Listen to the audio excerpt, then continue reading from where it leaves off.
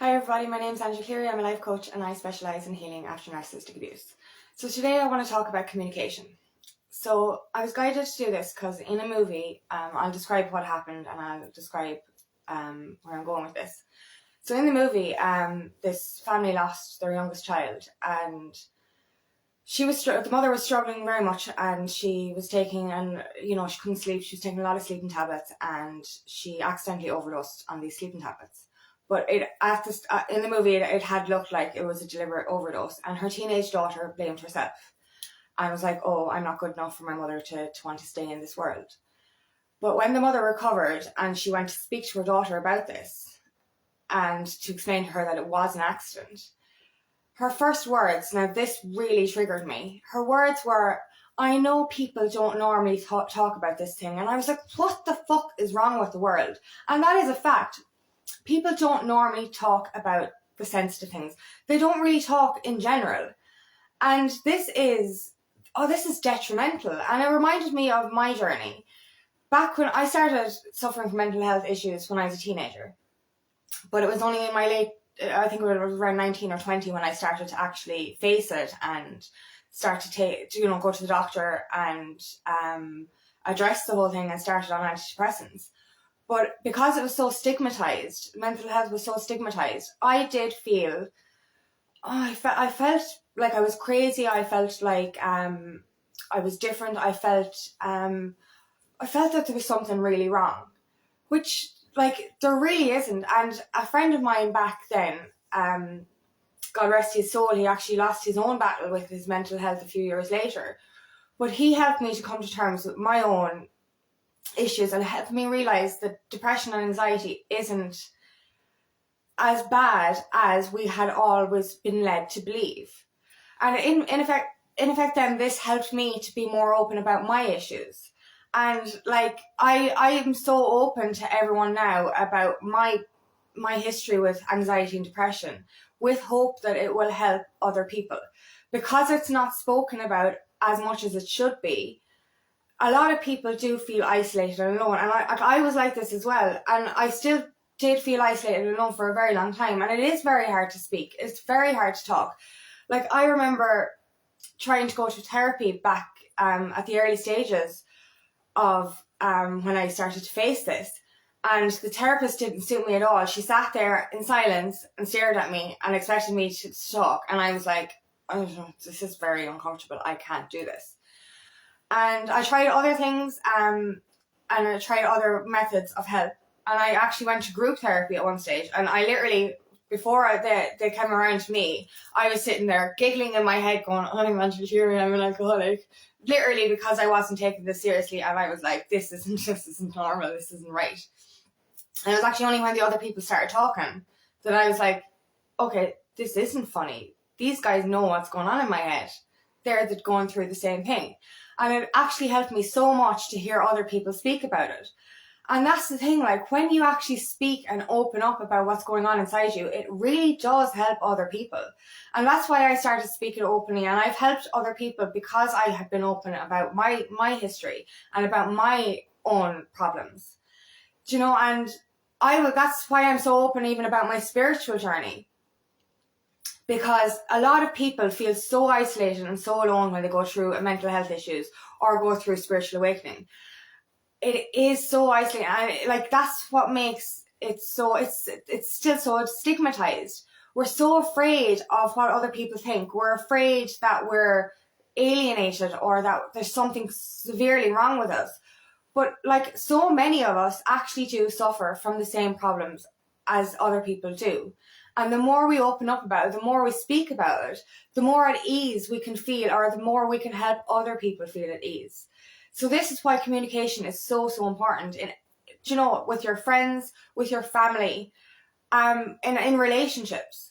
And that's the thing with relationships as well, especially with men. Men do not talk about their feelings. Men are afraid to open up about their feelings. They have been led to believe that it is weak, that they will feel emasculated for opening up about their feelings. But this really affects the relationship. If there's not open communication in a relationship, both parties are going to feel inadequate or insecure about what is going on. If a man doesn't tell his wife or his partner what is going on in his head, she's going to feel insecure, she's going to feel inadequate, but she's going to blame herself or wonder, is there something that she's after doing to make him upset, to make him angry, to make him isolated? And this will affect the balance in the relationship. And like, you know, if a man, like, it is so, like, a woman sees a man opening up as strength. It is not weak to open up about your feelings. It actually takes great strength to be vulnerable. It takes great strength to speak about what is going on inside your head. So a woman actually sees a man as being strong and as being more masculine if he opens up about his feelings. So when you actually bottle stuff up, it does the opposite effect of what you think it does. Like, society has led men to believe that it is weak and emasculating to open up or speak about their feelings. This is not true. You know, stop listening to the lies of society or what other men say. Ask the fucking woman. She's the one that you're afraid that you're going to look weak in front of. Ask her what she thinks. Being open in a relationship is the most attractive thing you can do. It's such a turn on for a man to see a man open up about what is inside him, so that we can help, so we can support each other. And the same goes for women. A woman will turn around, a man will be like, are you okay? No, I'm fine. And she expects him to read her mind. And like, when he doesn't read her mind, she gets angry with him for not reading her mind. You should know why I'm not fine. Do you know, that kind of way? Like, and that's why women should be more open as well. Instead of just presuming the man should know why she is upset, tell him why you're upset. You can't fix something within a relationship if you don't speak to each other, if you don't open up about what's going on within yourselves. Like, and that's in all, like, with friendships and family as well. If somebody asks you, are you okay? And you're not okay, I know it's hard to be vulnerable. I know it's hard to ask for help. I find it very hard to ask for help. You know, so when I'm actually feeling down and vulnerable, you know, I find it very hard to actually ask for help. But when I'm helping somebody else, I find it very easy to open up about my past or my experiences or my life troubles. Like, when I'm actually helping someone else. So think of it that way. Do you know, stop thinking about yourself or feeling that you're going to feel weak or anything. Think of you opening up about your stuff is actually going to help somebody else. It's going to help your partner. It's going to help your friend. It's going to help a family member. Do you know, and I think when we're not actually asking for help ourselves, and when we think we're giving help, it actually makes it easier for us to open up. And that's why I'm so authentic and I actually do open up so easily, is because I know I'm helping somebody else with my voice. But I'm the opposite if it comes to actually asking for help. If I'm feeling down and stuff, I'll try and figure it all out myself. Like, it's only the very rare time that a friend would ring and ask, am I okay? And I'm like, yeah, I'm fine. And then I go, and start crying. Like, do you know, and that's when I finally do open up and ask for help. But yeah, if you stop thinking about it, like, about yourself, as in, like, stop feeling that you're going to be emasculated or look weak or vulnerable. Like, it's so hard to be vulnerable, and I understand that. Think of it as a way of helping your fellow man or your partner or your friend. Like, that's what makes me so authentic, is that I know I'm helping anyone that feels alone. And that's the thing with the spiritual journey as well. Like, the spiritual journey can make you feel crazy. It really can. And especially when you are the only one of your peer group to go through it, it can be very isolating. But I've always been so open that I will actually just speak to everyone about the repeating numbers, synchronicities, the transformations I've gone through, because it does help them. And I remember speaking about the angel numbers before to somebody, and she was like, oh my God, I see them as well. I thought I was going crazy. Do you know, that kind of way? So, like, you know, the more open we are with people, the more we can actually plant a seed or help a person realize that they are not alone, that they don't have to go through this experience alone. Because when we live in a 3D world, when we're living in a conditioned world, we've learned for generations not to be open, not to speak. people don't normally talk about this. This is what is wrong. This is what effectively leads to suicide and to addictions, is because we feel so isolated and alone. We feel afraid to speak. And that's another thing. Like asylums back in the day, they fascinate me, because back years upon years ago, if you actually did open up about something, you were locked up. You were diagnosed as bipolar or schizophrenic or crazy and put in a padded cell. Like, my friends asked me, when I started my spiritual journey, I started being open about it. It was like, do you know, why don't people talk about it? I can't remember what they said exactly. And I said, imagine if I went to the doctor with all these essential symptoms and all the symptoms I'm going through. What would they say? They would tell me I'm bipolar. And they would feed me with medication and try and suppress everything going on in my head. And that's the thing with spiritual awakening, or even any kind of mental health. Mental health is to do with the fact that we're living out of alignment with our soul, that we're living by society's rules, and we're not living our true authentic selves. This is spiritual awakening. You know, and we only, when we deny our souls, when we deny our inner truth, when we deny our inner intuition, we suffer from mental health issues. And I remember reading years ago, as shamans believed that schizophrenia was actually, these people were more in connection to divine and could hear spiritual messages. But because they went to a doctor and said, I'm hearing these voices, they were deemed as crazy. They were pumped full of drugs. They were locked up. And then that would have made them more crazy, because they were suppressing more and more of their true selves. So that's the thing, like, when we suppress and hold in these feelings, when we don't speak our truth, this leads to more mental health problems. This leads to more imbalance. This leads to more disruption in our lives. And that's disruption inside relationships as well. Like, with a lot of relationships, people don't communicate because they're afraid that their partner is going to leave them if they say something. And like, that's the thing. I remember from relationships, they were the wrong relationships. But I was so fearful to open up and use my voice, fearful that my partner would leave me. But, you know, you shouldn't be afraid. If you're with the right person, then anything you say to them should not make them leave. If you're with the wrong person, and you should, that's a codependency mechanism, and you're afraid to open your mouth because you're afraid of being alone. And that's unhealthy as well. You should be so confident within a relationship and with the right person that you shouldn't be afraid to open your mouth and shouldn't be afraid to use your voice. Because I've seen it in relationships.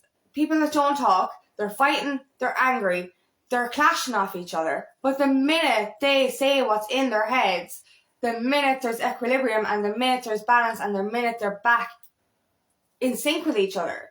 But the more we suppress our thoughts and feelings, the more imbalance there is, the more anger and aggression there's towards ourselves and towards other people, because we're not living in the truth of our soul. And that is the thing, like, you know, I think that we wouldn't have mental health issues in this world if we all lived through our souls, through our soul purpose. If we actually listened and trust our intuition instead of listening to the lies and brainwashing of society, telling us that we're wrong or we're crazy because we are living in truth, or that we want to follow this certain path. You know, like, people think that spiritual people are crazy. People think that, you know, psychics are crazy and this kind of thing. We are all spiritual beings living a human experience. And when we suppress that true side of ourselves, this is what leads to mental health problems. So we need to stop being afraid of opening up and being truthful. Stop being afraid of what's going on in our lives. Whether it's good or bad, be open and be honest. Speak about what is going on, because what you have inside you could probably help. It could help save a life. Like, imagine that. Imagine if you spoke about what's on your mind, and that would actually help one person if it helps, to save their life. And that's what my friend did for me back when I was starting to come to terms with my own anxiety and depression. He saved my life because he was so open to me. And, you know, how honest he was to me about what depression and anxiety really was. And because of him, I am open now. And he's helped me to save lives, even though he lost his own battle, unfortunately. But the more open we are, the more we can reach people, because it is so isolating to feel that you are the only person going through this kind of thing. And, you know, and when you're in the wrong relationships as well, and there is such an imbalance, and you lose the truth within your soul, and you become a different person for another person, this will lead to more mental health and anguish and anxiousness and depression. Do you know, so, you know, you need to be so mindful of how you feel and how your body and mind feels. You know, if you're feeling anxiety and any kind of turbulence, you need to open up about it. And if you're not in the right circumstances or not with the right people, then you will know by speaking to these people whether they are right for you or not. So, like, it is just so important to be open. It's so important to communicate. And don't be afraid. And speaking to your children as well, that's another one, actually. When a child rebels, when a child is taking drugs or drinking or a delinquent, in other words, a teenager, when they rebel, like myself, I did this, a parent would punish that child and make them feel bad. Like, when a child or a teenager does act out, it's because they have mental health issues or have something within themselves that they're afraid to speak about that leads to this kind of behaviour. But then a parent will punish or admonish the child for this. And what this effectively is when a child rebels, it's because the inner child feels lack of love or lack of acceptance or lack of being seen. They're looking for attention or they're looking for some kind of stimulation. And when you actually punish the child for doing these things, you are proving to that child that they are not lovable and that they don't deserve that attention and compassion that they're so truly seeking. So instead of, you know, shouting at your child or punishing your child for this kind of behaviour, ask them what's wrong. This was in the film as well. You know, the teenager left her mum and went to live with her dad, and then she started to rebel as well in that circumstance. And he eventually went into her and said, "I'm sorry, I never actually asked you, are you okay? I never actually asked you, why did you leave your mum's house? Are you okay? Do you want to talk about it?" Do you know, and this is what we need to do with our children and we need to do with our family members, is ask, are you okay? You know, bad behaviour or behaviour that's out of the norm for what you would like to see in your kids isn't because your kids are bad kids. It's because they are suppressing something within themselves. So we need to change the patterns of the past. Make sure that your children know that it is okay to open up. It is okay to speak about what's in their mind. It is okay to communicate. Because that's the thing, when I was growing up, I was a teenager, changing from a child into a woman overnight. And I lived in a house with my dad and my brother. No wonder I was a rebellious teenager. But it's only lately that I realised that, okay, now I understand why I rebelled. Because I didn't have a mother, I didn't have a female role model growing up. But instead of my dad actually understanding this, now I don't blame him for that, because obviously what generations before that in his upbringing wouldn't have been so open. But he didn't understand that's what I needed. I needed a female role model in my life. And because transitioning into womanhood is so fucking hard, not to have a proper female role model obviously fucked me up, and that's what led to my depression. You know, my mother abandoned me, obviously, but my teenage years were fucked up because I had no female role model. My friends were my role models. And I look back and I remember I loved school. But now I realise I loved school so much because I did not want to be at home alone with my own thoughts and my depression. My friends were my saviour. My friends were my escape. My friends helped me to feel alive and to feel accepted. Whereas we're growing up in a toxic masculine household, I was a girl screaming out for a woman to help me become a woman, whereas I was unconsciously trying to become a man because I felt so outcast from their environment and I wanted to fit in so badly. But I retaliated, I rebelled by taking drink and drugs and whatever else I did because of this. But instead of asking me, are you okay? Is there something wrong? Like, I used to self-harm as a teenager as well. Like, and my dad never knew this, like, and that's the thing, like, because we don't speak to our kids, because we don't ask them, are you okay? And we just punish them instead. And that's all I got. I got punishment rather than asking, are you all right? Like, why did you rebel? It's like, you're a bad person and you get punished. Now, I'm not saying that we fucking condone bad behavior. I'm not saying that.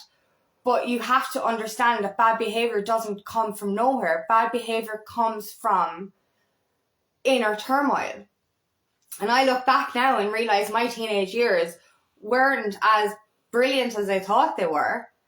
But my escape and being around my friends made me actually have a release from the inner turmoil I actually went through.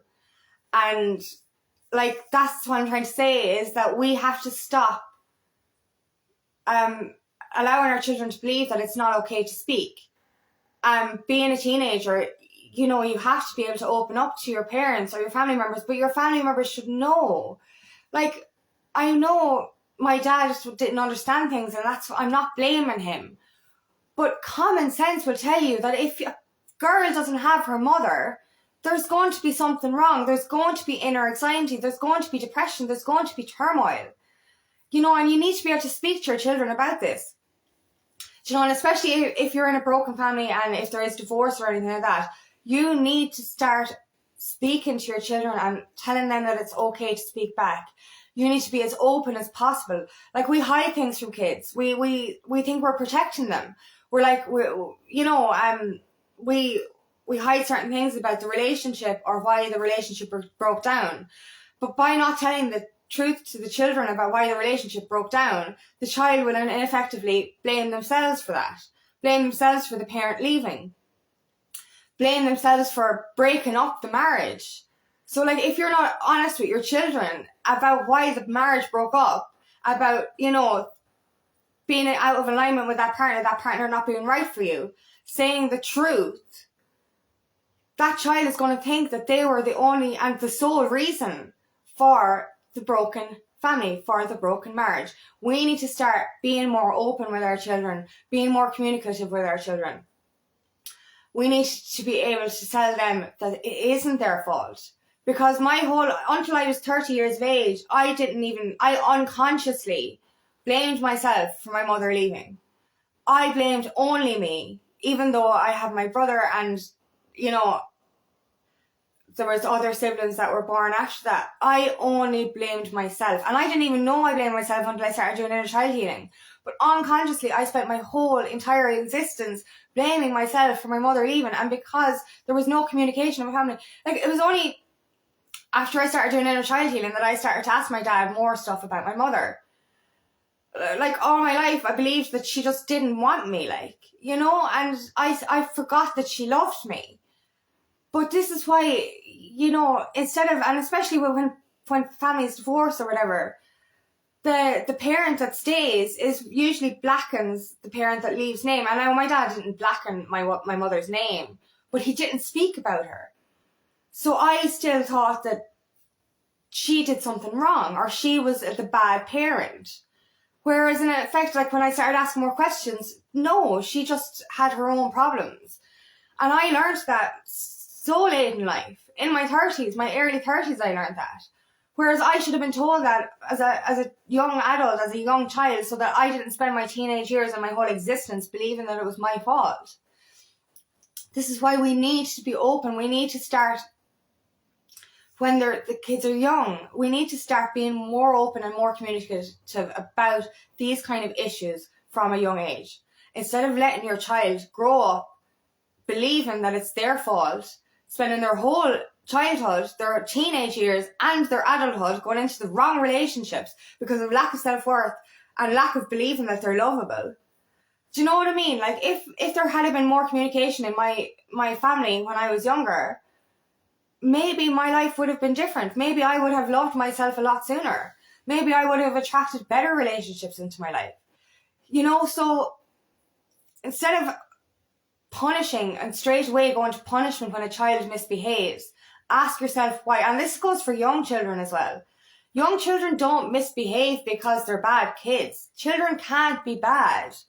But we are going to rebel. We're going to do certain things because there is inner turmoil. So ask your child what is wrong instead of being quick to punish. Ask them what is wrong. Fix the cause of the behaviour instead of completely just thinking your child is a delinquent or a bad child. This is what, now if we start young, then, you know, that child will be open as they grow up as well. And well, this is what we want. We want our children to grow up into happier environments and healthier environments. So this means communication. This means communicating. And we find it so hard. We close up ourselves and we're so scared to communicate. But think of the other person. Do you know, when you release that fear from yourself and stop thinking about yourself and saying, oh, I can't do this, I'm afraid to do this. Stop thinking about yourself. Think about the person you're going to help. Your child, your partner, your friend, your family member. Think about them for a minute. Think about saving that life. Or saving their lives, saving their mental health by opening up about what is going on, being more communicative about why the parent leaves or why the marriage broke up. Because most children do blame themselves. Unconsciously they will blame themselves, and then this will come out in bad behaviour on a conscious level. So we need to be more open. We need to speak up. No matter how hard it is for you, think about who you are helping. That is all that is important. And that's why I'm able to use my voice on social media now, is because it's not about me, it's not about what I look like. It's about who I help. And if it's just one person that I help, that is enough. So please, open up. It is not weak to speak. It shows great strength to be vulnerable. And especially for men out there and women in relationships, but especially for men, it is not weak to speak up.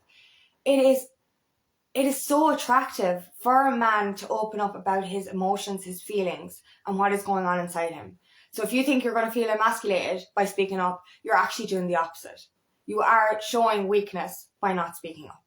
So use your voice. Everyone, men, women, everyone.